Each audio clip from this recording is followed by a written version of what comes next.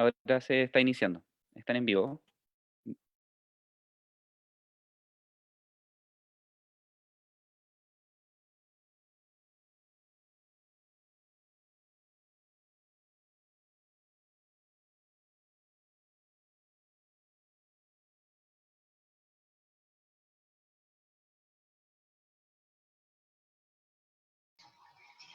Bien, bienvenidos a todas y todos.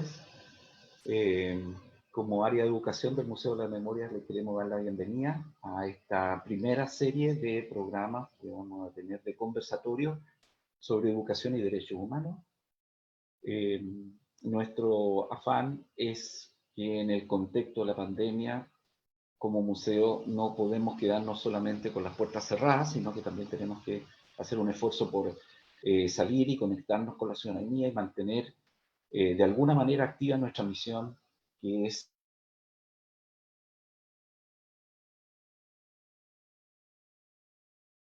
que hemos, que hemos presenciado y que significaron dándolo para nuestro país. Y porque además los derechos humanos, como dice en el caso del nombre del museo, no es solo memoria, sino que también es derechos humanos, es la actualidad de los derechos humanos. Y nos interesa tener conversaciones cada, todas las semanas, en 2 sesiones. Vamos a tener los días viernes, vamos a estar conversando sobre memoria y derechos humanos y todos los desafíos que en la actualidad se están presentando con fallos de la Corte de Apelaciones, con iniciativas legales que tienen que ver con el tema de la justicia y de la impunidad. Y también vamos a abordar otros temas. El próximo miércoles vamos a partir con otra conversación, también ligado con derechos humanos, pero en esa ocasión va a ser abordado el tema de la nueva Constitución. Entonces, vamos a tener 2 series semanales del área de educación del Museo de la Memoria, en que vamos a estar abordando distintos aspectos de educación y derechos humanos.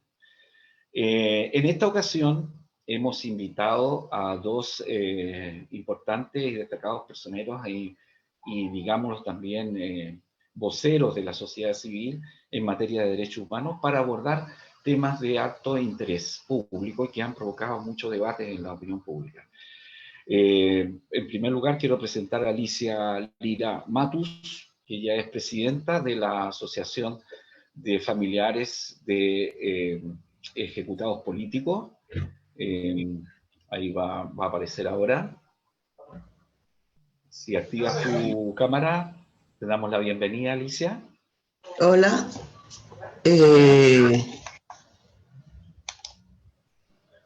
Hola. Bienvenida, bienvenida.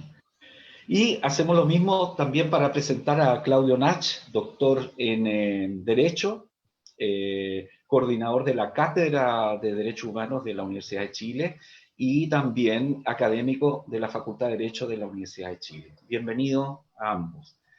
Tal como señalaba en la convocatoria, hemos querido abordar un tema de alta contingencia. En el último tiempo hemos sabido de un fallo reciente de la Corte de Apelaciones en que se pronunció con la condena, con rebajas de condenas muy altas para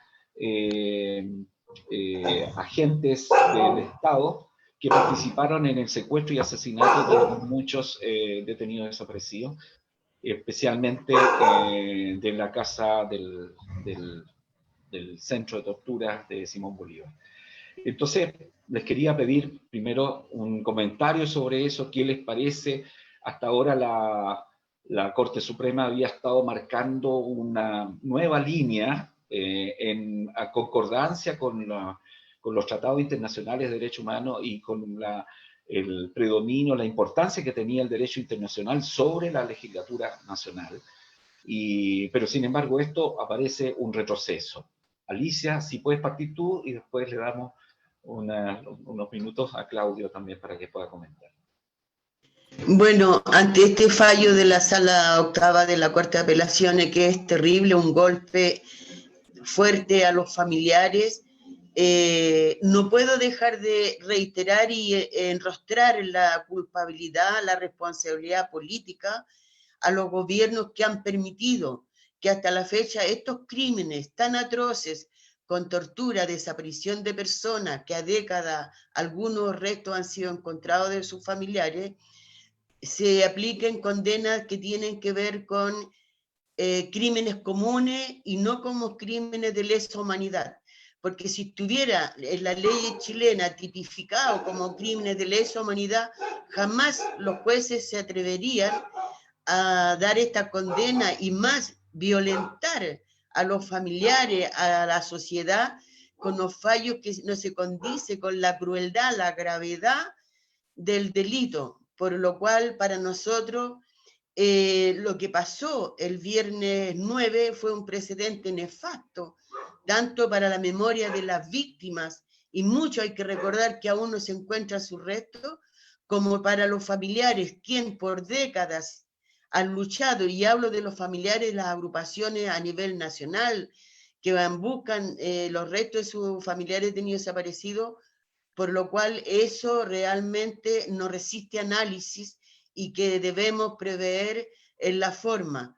¿Cómo logramos que se interprete el Código Penal para que los crímenes de lesa humanidad sean tipificados como tales en las leyes chilenas y que hoy día no se respetan ni siquiera los tratados y convenios internacionales?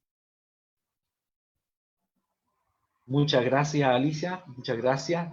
Claudio, ¿qué fundamento, qué sustento jurídico puede tener un fallo como el que acabamos de conocer? Bueno, yo quiero partir obviamente agradeciéndoles la oportunidad a nombre de la Cátedra de Derechos Humanos de la Vicerrectoría de Extensión y Comunicaciones. Es muy importante estar hoy junto a ustedes analizando la situación en materia de los desafíos que tiene la justicia y el impacto enorme que tiene este fallo de la Corte de Apelaciones en nuestro país. ¿Por qué parto desde ahí? Porque todos tenemos claro a esta altura que el rol de la justicia es fundamental en materia de garantía de derechos humanos.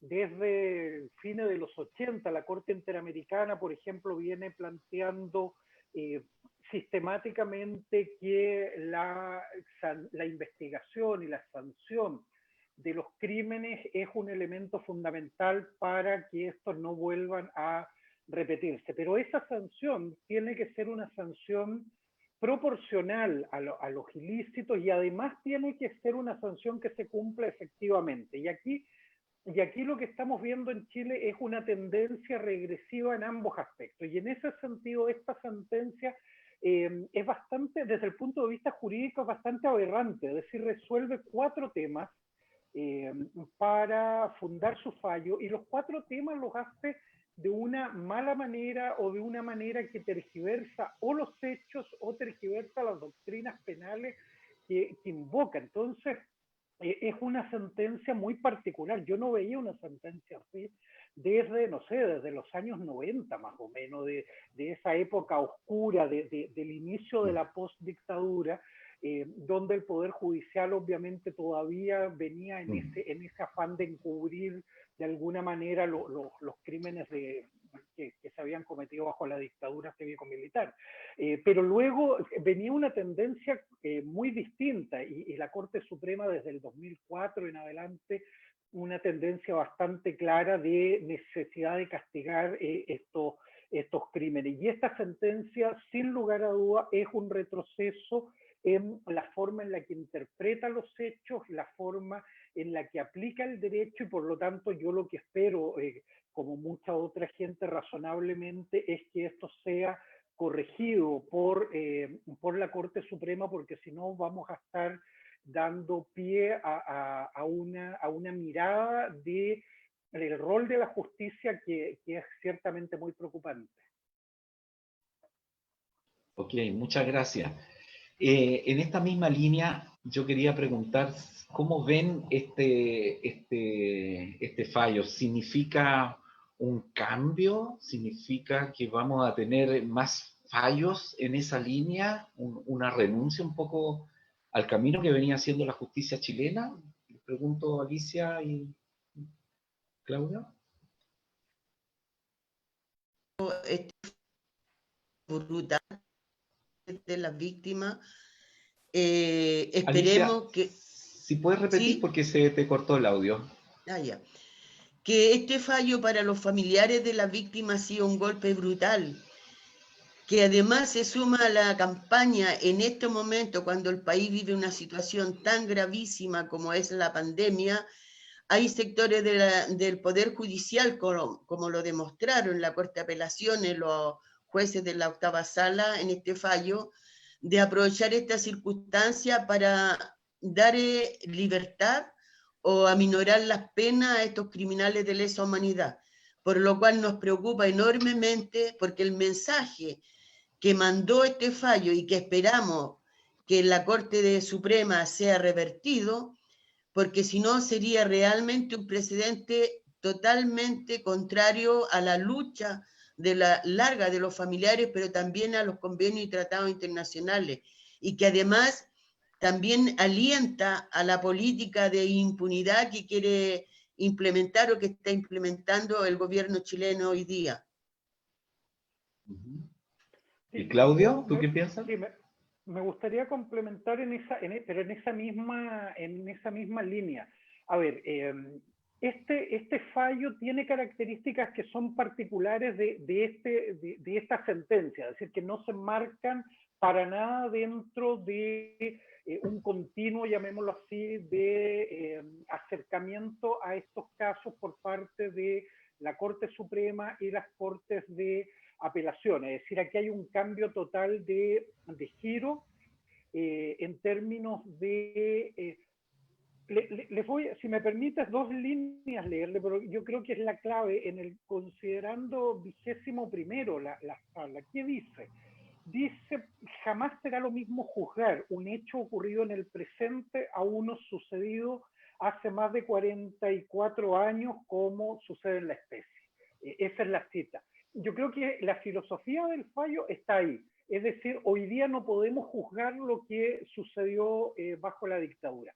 Eso es gravísimo y eso es distinto a todos los esfuerzos que venía haciendo la Corte Suprema, las Cortes de Apelaciones, los ministros de fuero, que era precisamente decir lo contrario, es decir, estos hechos son tan graves, repugnan a la humanidad, a la conciencia de la humanidad en su conjunto, que por lo tanto el paso del tiempo no impide para nada que sean juzgados y sean juzgados de una manera severa. Y en este sentido, este fallo cambia por completo. Por eso es tan importante lo que pasa ahora. La Corte Suprema tiene la oportunidad de decir a este fallo no, ese es el camino incorrecto. El camino correcto es continuar con los afanes por hacer justicia en este país por las graves violaciones de derechos humanos.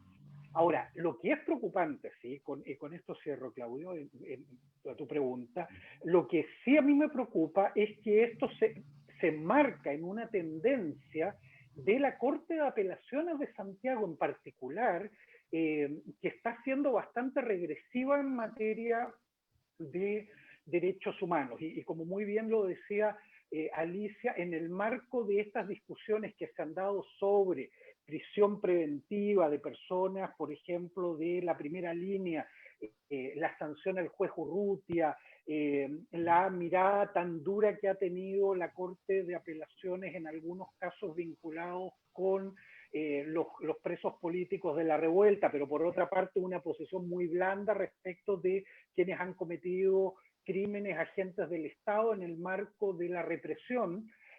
A mí eso sí me preocupa, que uno empieza a ver, al menos en la Corte de Apelaciones de Santiago, una posición regresiva en materia de derechos humanos. Pero este fallo escapa completamente a esto. Esto es una aberración, digamos, jurídica y política. Bien, muchas gracias. Quiero contar de que estamos teniendo visitas en Facebook Live de 50 personas a esta altura, o un poco más parece. Y contarles también a los que se han incorporado recién que esta es la primera versión de un programa de conversatorios sobre educación y derechos humanos para el Chile actual. Y queremos invitarles a que nos hagan llegar sus preguntas. Nos están diciendo que nos están llegando de saludos desde Brasil y Argentina también. Esta es la ventaja de esta situación, de que las comunicaciones hoy día son transversales. Y también decirles que vamos a continuar con esta serie los días miércoles y los días viernes. Los días miércoles siempre vamos a abordar el tema constitucional, vamos a abordar derechos humanos en la nueva Constitución. Nosotros partimos de la base de que ese es el camino que tenemos que tomar. Y la pregunta, aquí no va a ser un tema constitucionalista, sino que nos interesa debatir con líderes de la sociedad civil y con influyentes o personas con opinión pública, con influencia en la opinión pública, sobre cómo ven la presencia de los derechos humanos en la nueva Constitución. O sea, de qué manera debería garantizarse estos tratados internacionales en nuestra Constitución, de modo que no sean solo objetos de leyes particulares. Bien, continuando con esta conversación sobre el tema de impunidad y del fallo, quería abordar brevemente el comentario sobre este resultado favorable que tuvo el tribunal, o el rechazo que tuvo el Tribunal Constitucional a la presentación que hicieron de inconstitucionalidad senadores de Chile Vamos respecto a la ley de conmutación de penas que acaba de implementarse, ya se acaba de promulgar, y que fue una iniciativa de este gobierno que buscaba liberar a presos mayores que tuvieran cumplida una cantidad de su pena, pero que además fueran de delitos no violentos, no graves. Entonces, Alicia, que debía además participar en esa presentación ahí, si puedes comentar algo sobre eso.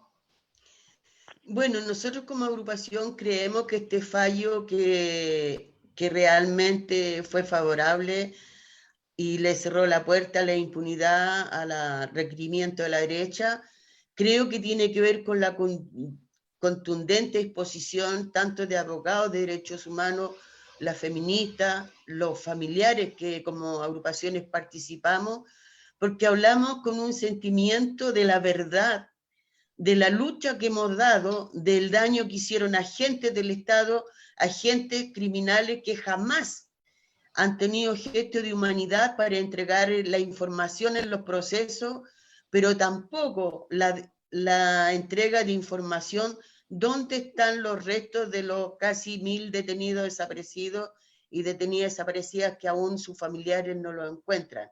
Familiares que han muerto sin saber la verdad.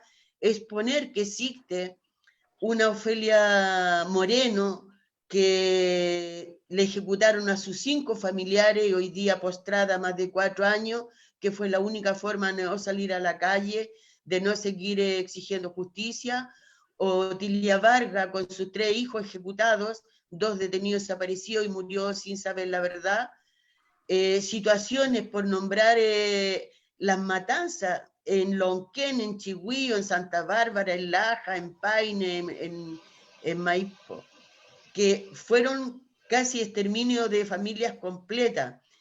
Y realmente creo que también hay un sector de la derecha en el Tribunal Constitucional que quiso hacer una separación contra aquellos ministros que realmente están legitimando la impunidad en nuestro país, como los 3 votos de minoría, y sobre todo el señor Oróstica, que no es la primera vez que falla contra la verdad y la justicia, por lo cual para nosotros realmente fue una alegría. Yo mencionaba mi emoción, porque eso significó también el cerrarle la puerta al otro requerimiento de la derecha que iba de los diputados, por lo cual creo que con este fallo tan contundente, creo que el presidente de la República pensará el hecho de indultar a estos criminales, o también la Corte Suprema valorará y pensará cuando tenga que revisar el fallo tan desgraciado, por decir una cosa,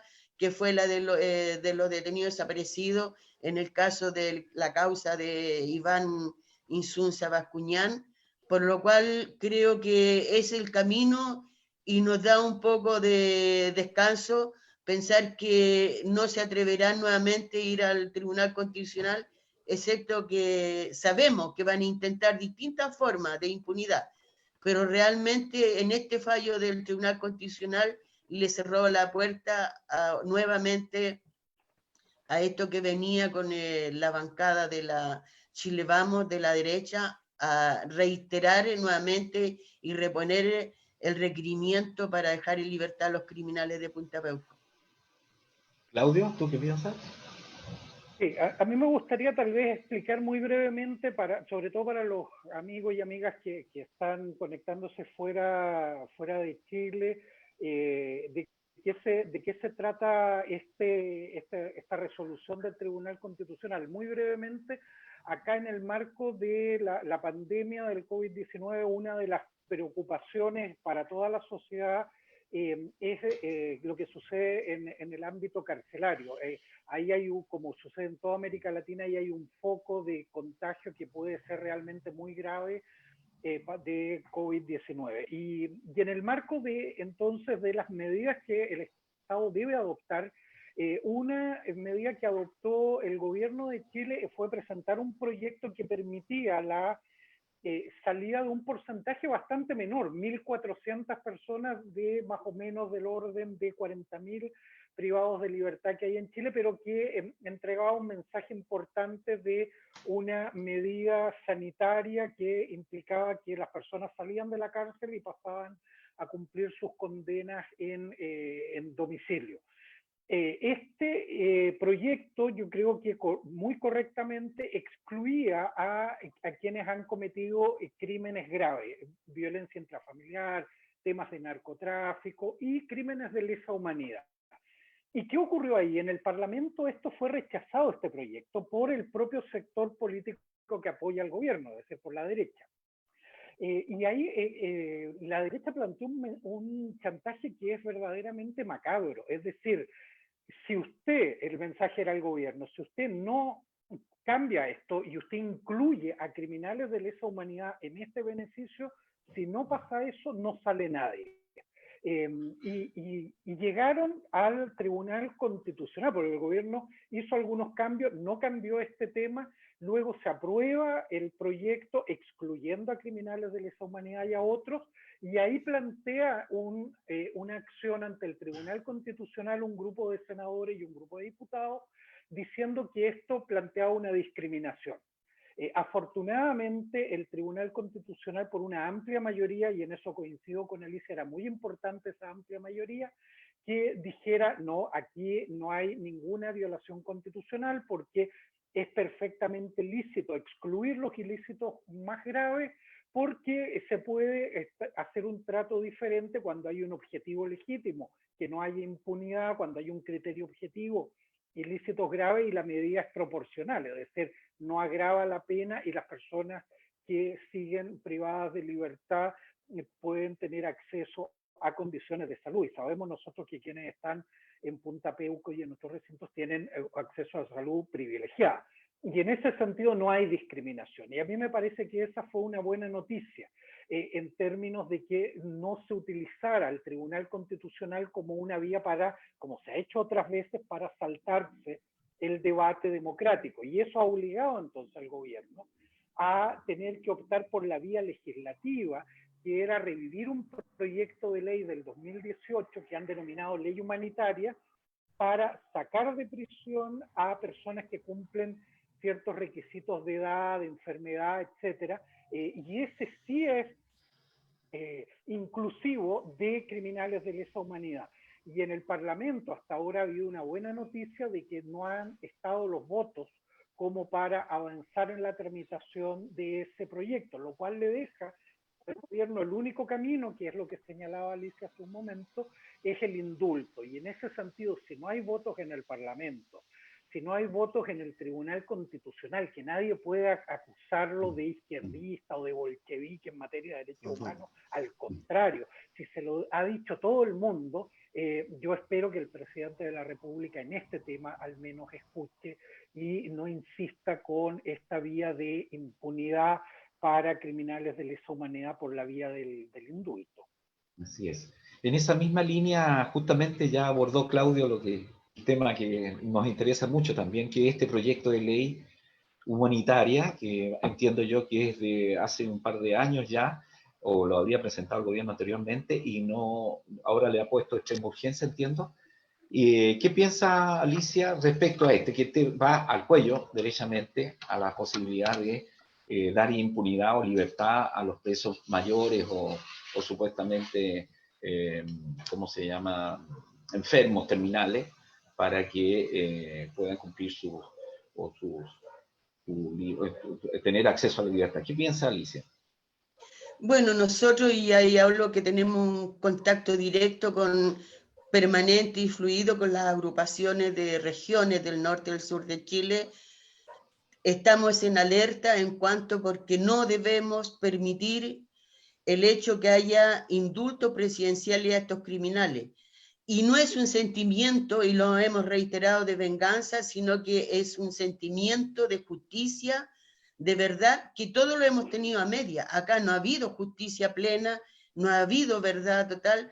Además, es impresentable internacionalmente, nacionalmente, que haya indulto cuando aún hay más de 900 detenidos y detenidas desaparecidas que no aparecen sus restos. ¿Cómo es posible que aún esa familia que tienen una agonía psicológica, un daño permanente en el tiempo, el poder encontrar, aunque sea un huesito para darle sepultura, pueda sobre esa crueldad, sobre esa falta de justicia, que esto no solamente le cae a este gobierno, sino que a todos los gobiernos, ninguno hizo nada, trataron siempre, como se dice vulgarmente, patear la piedra para un lado, no escuchar a los familiares, no apoyarlos en proyectos de ley que duermen. Qué importante habría sido este proyecto de ley que duerme hace como 6 años en el Congreso, que es la degradación a todo militar condenado en violaciones de derechos humanos, porque ellos ostentan su grado. Y aquí la impunidad que buscan, ellos no la buscan por razones humanitarias, la buscan en un sentido de clase, porque su clase es la que está presa por delitos graves contra la humanidad.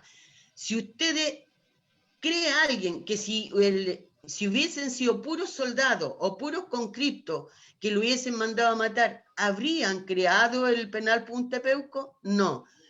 ¿Estarían preocupados de su salud o de su edad? No. Aquí hay un problema de clase que lo disfrazan de humanidad, porque está su gente aristocrática, porque la gente debe saber que la mayoría, casi todos, son de alta jerarquía los que cometieron estos atroces crímenes, y por lo tanto estas razones humanitarias son unas razones de clase, que a ellos les duele que su clase esté ahí en Punta Peuco. Por lo tanto nosotros no somos deshumanizar. Que salgan en libertad, sí, cuando cumplan sus condenas. Muchas gracias, Alicia. Oye, queremos saludar la asistencia, llegan más de 80 personas de distintas partes de regiones, eso también es muy importante, y también fuera del país. Hay gente que nos pregunta cosas básicas, seguramente son personas que están informándose recién de la situación en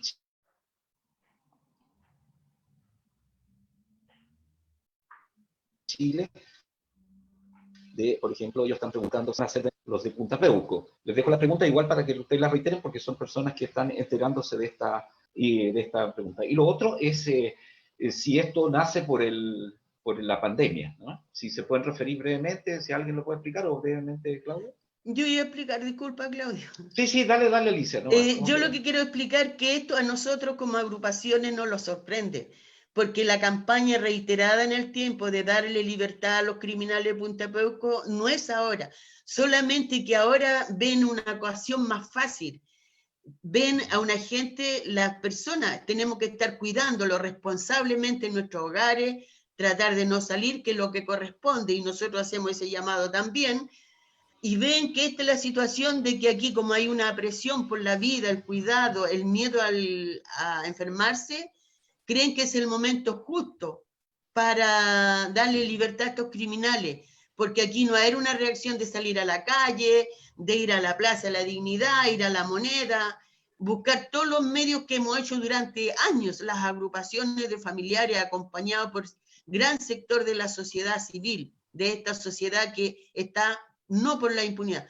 por lo cual para nosotros nos sorprende, porque ellos en este tiempo ven la posibilidad más cercana de darle libertad, pero la campaña ha sido reiterada en el tiempo. Incluso hay que contar, hace 4 años atrás, incluso la jerarquía de la iglesia era activa en esta campaña.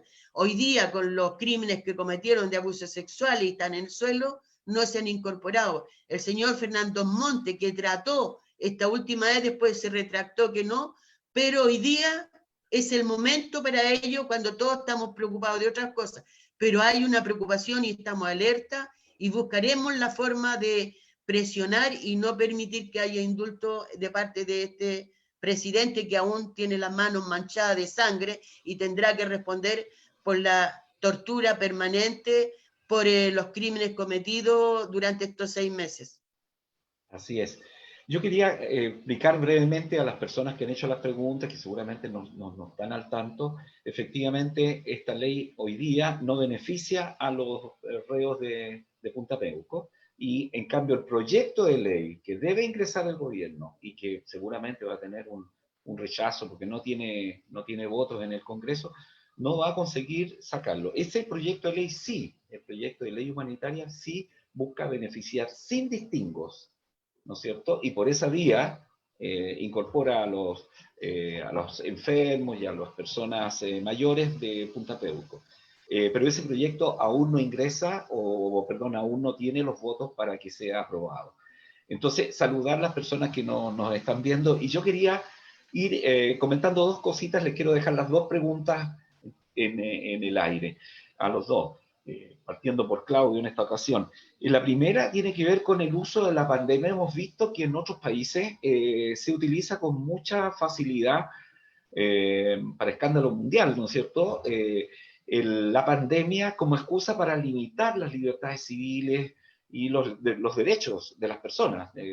Derechamente hemos conocido muchos países en donde han suspendido las garantías constitucionales o se han atribuido potestades casi sin control, como ha pasado en varios países.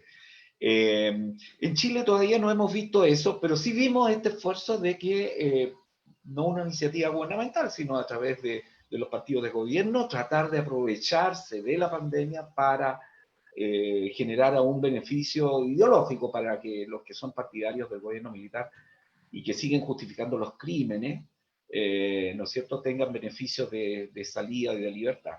Ese es un tema. ¿Cómo ven ustedes cómo el riesgo que se puede utilizar la pandemia o estas situaciones de emergencia, que a todos, como dice Alicia, nos preocupan y debemos mantener un cuidado, cómo se puede producir o se puede aprovechar para, digamos, retroceder, ni siquiera avanzar en el respeto a derechos humanos, sino para retroceder?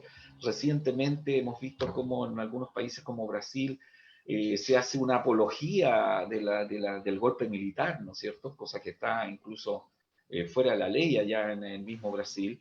Y otros países también que han tomado medidas de presión y persecución a dirigentes sociales, lo que ha estado pasando en Colombia, etcétera. ¿Cómo ven eso? A propósito de las revueltas que han habido en Chile y todo. Y una mirada también a la situación de derechos humanos, algo decía Alicia también, en la actualidad.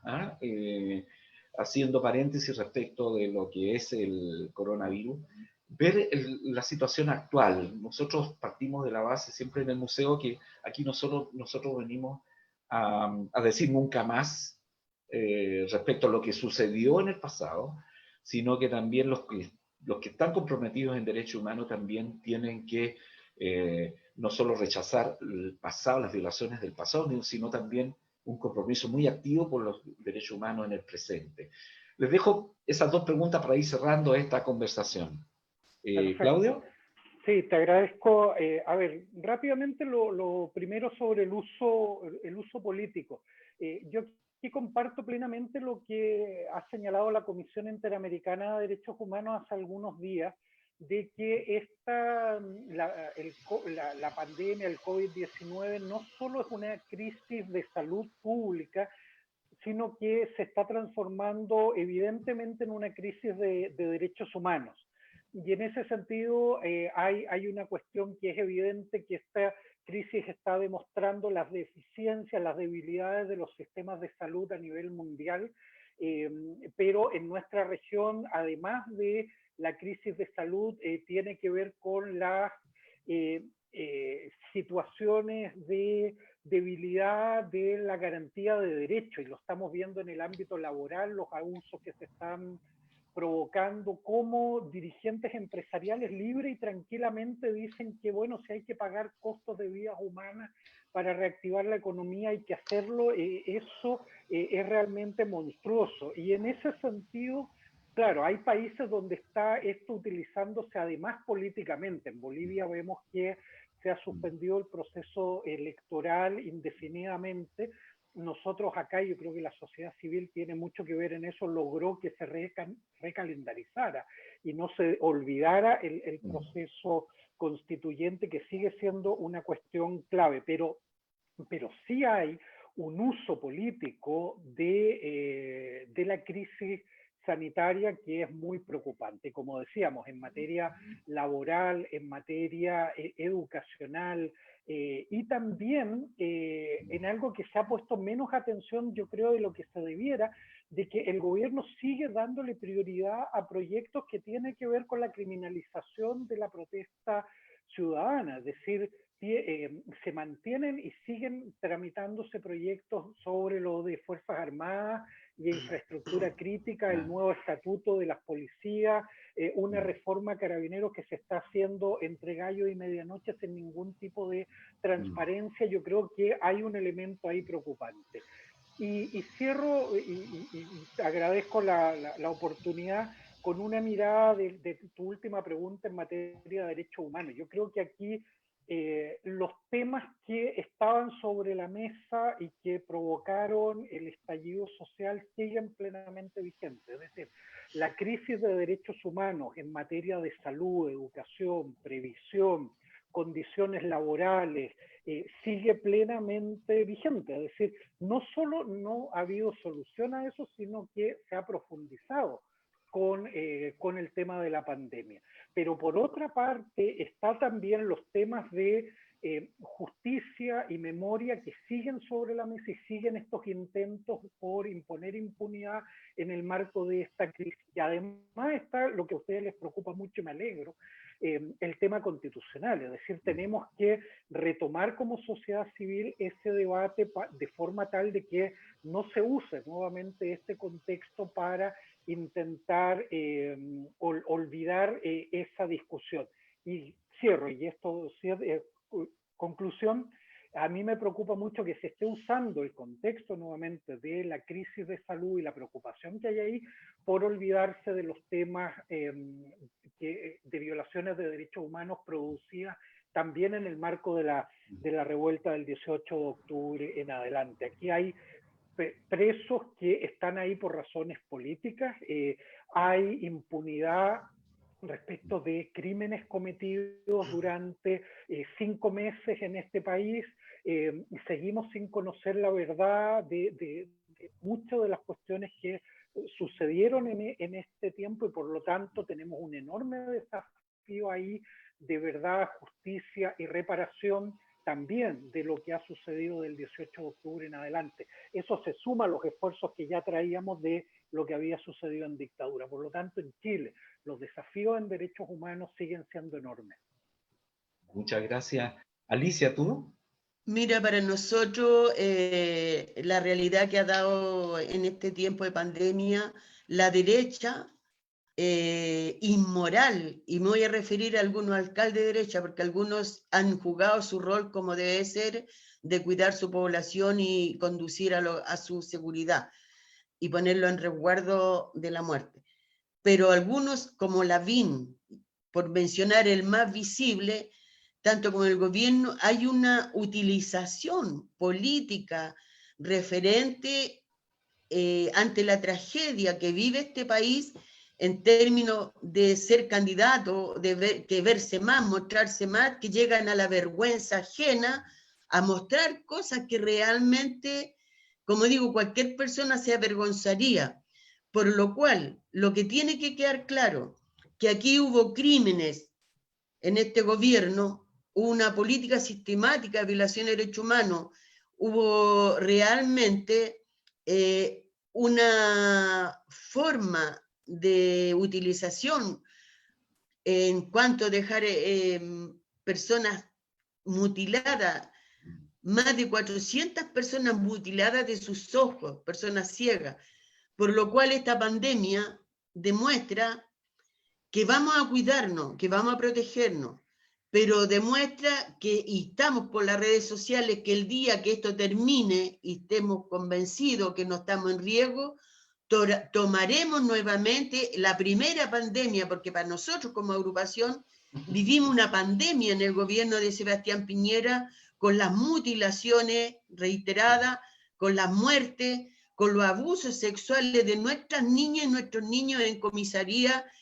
de exigir la libertad de los jóvenes que están encarcelados hoy día cuando ellos piden la libertad a los criminales, por lo cual esta pandemia que jamás la habíamos pensado llegó a nuestro país, pero la asumiremos responsablemente como hemos hecho todo en nuestro país, pero nuestra agrupación estará ahí, la primera salida a la calle, porque sí está demostrado en el tema de verdad y justicia, en el tema de derechos laborales, pensiones, tiene que ver sobre esa base de la movilización. Es la única forma que avanzamos, porque si no, no lo escuchan ni se ve. Y en ese sentido nosotros estaremos ahí, porque como bien lo reitera Claudio, y lo confirmamos nosotros, que la verdad, la justicia, tiene que ser para los crímenes de lesa humanidad, pero también para los crímenes cometidos en democracia, porque hay que recordar que en estos gobiernos hay detenidos desaparecidos, por nombrar solamente a José Buenante del 2005 de Puerto Montt, un niño de 16 años. Entonces, si no hay verdad y justicia en estas dos épocas, significa que nuevamente va a venir otro gobierno y cualquier cosa que nos movilicemos va a seguir asesinando. Por eso se tiene que entender, la verdad, la justicia, la reparación tiene que ser intransable, tiene que seguir adelante, y eso lo vamos a lograr nosotros, los abogados, instituciones de derechos humanos, agrupaciones y la sociedad civil que se ha movilizado durante todos estos 6 meses. Sí, muchísimas gracias, Alicia y Claudio. Yo quiero agradecer la visita de ustedes, la participación de ustedes en este tema de mucho interés. Tuvimos más de 80 visitas en Facebook. Tuvimos personas de Argentina, Puerto Rico, Uruguay, y también de las ciudades de Osorno, Antofagasta y Santiago, que estuvieron presentes también. Gente muy interesada en estos temas, y vamos a seguir en esa misma línea. Así que les queremos agradecer. Y solamente recordar que hay un pequeño avance el mismo día o muy cerca del rechazo o del fallo de la Corte de Apelaciones que recién hablábamos. Una fundación, Memoria Histórica, no me acuerdo bien cómo se llama, logró una cosa que es reparación y justicia simbólica, que tiene que ver con que retiraran. El ejército se vio obligado a cumplir una sentencia del retiro de, ¿no es cierto?, el retrato del general Manuel Contreras, retirarlo de las distintas dependencias del ejército, porque lo seguían honrando, y que fuera un muy malo ejemplo para las nuevas generaciones del ejército. Así que les queremos agradecer, los vamos a tener invitados, y también contarle a nuestros públicos y a los amigos que nos han visitado, decirles que el museo está cerrado, pero que seguimos en conexión, seguimos conectados con la memoria a través de este interesante medio, y les vamos a invitar. El próximo miércoles vamos a abordar ahí derechos humanos y nueva constitución, con interesantes invitados que les vamos a contar próximamente. Muchas gracias a todos. Gracias a ustedes, chao. Adiós.